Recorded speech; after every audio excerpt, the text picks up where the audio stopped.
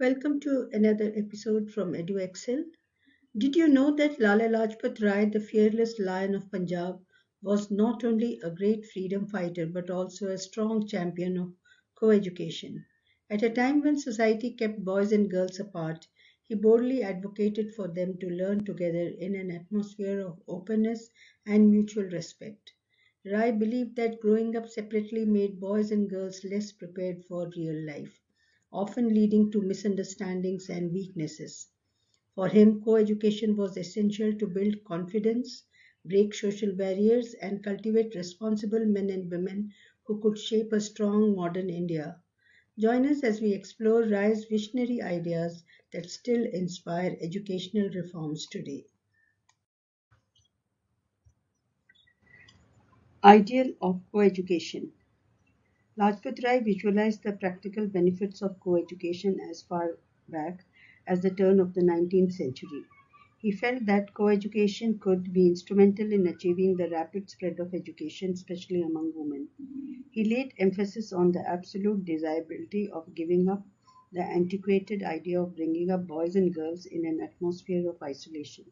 He believed boys and girls should be treated more as comrades rather than dependents, inferiors, and slaves. The first aim of education was to teach the social obligation to the boys and girls when they were in their teens. To segregate them at such a time was to deprive them of the highest and the best opportunity of their lives. The old idea of keeping aloof was given abandoned by the best of the educational thinkers as it failed to develop social outlook in the growing generation. Even sound thinking, he stressed, to be useful for practical purposes of life must be based on a full knowledge of the different phases of social life.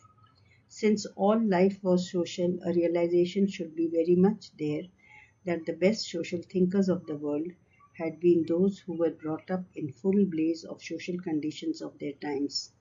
In his view, boys and girls brought up in taboos and parda made very poor men and women.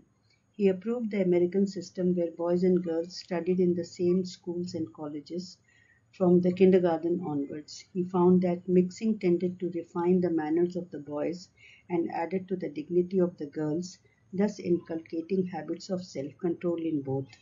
Instead of keeping the sexes away, he emphasized the need to bring them together, to let ideas of morality and decency to undergo change, and boys and girls grow in an atmosphere of frankness, freedom, and mutual confidence, away from suspicion and distrust.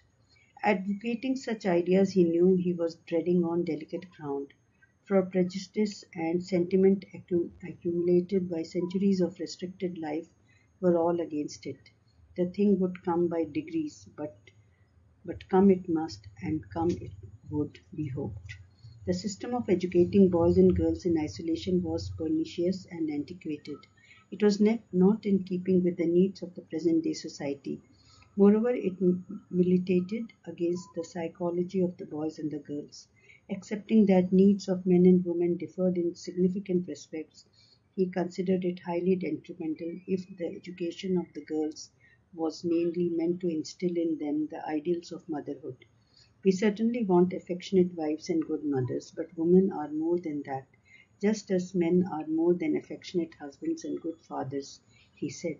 It would be absurd to reduce the role of men and women to mere physiological and biological entities. There were many other capacities, social, political, cultural, educational, etc., where distinction of sex did not matter. In most cases, it were joint and combined efforts on the part of both boys and girls that contributed to the strength of the society as a whole. Devising the educational system in a way as to compartmentalize the people into the different exclusive and hostile segments of life based on sex was detrimental to the growth of a healthy, balanced social life. Boys and girls, he insisted, should not be made to grow in isolation, ignorant of the conditions of actual life, and innocent of social amenities. They should have opportunities of seeing life, moving in life, experiencing the shocks and reactions of life, and of getting out of the holes into which the animal instincts and their youthful impulses might thrust them. With this training, they would not succumb to the first temptation they came across as against those brought up in isolation or parda for want of experience and nerve might do. Since all life was social, natural sociability between boys and girls should not be suppressed. For a healthy social system to develop, he reiterated, it was necessary that they should avail of occasions for seeing and understanding each other from close quarters. Through frequent sit-togethers and complete absence of reservations in conversations, they would learn not to fight shy of each other. The two wheels of the society indeed must move harmoniously, well harnessed in the service of the society. There were no antagonistic and conflicting interests subsisting between the two, and they both contributed their share for the enrichment of humanity.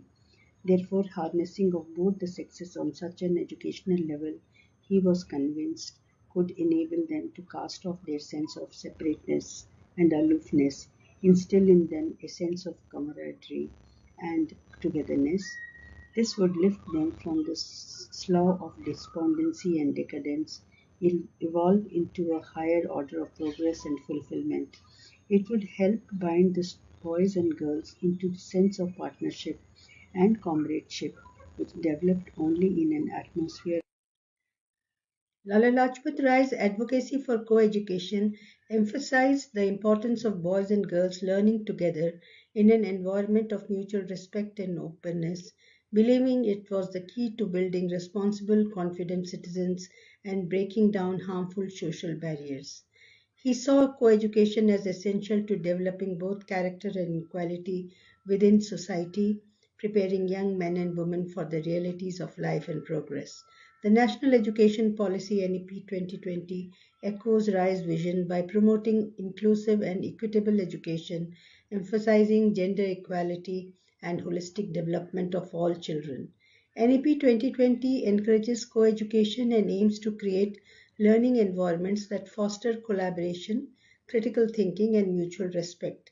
The policy's focus on accessibility, quality, and equity aligns with Rai's belief that education is a powerful tool for social transformation. In essence, Lala Lajpat Rai's early 20th century ideals on co-education resonate strongly with NEP 2020's goals, linking historical reform with modern efforts to create a just and progressive education system for India's future. Thank you for being with us. Kindly like, share, and subscribe to my channel.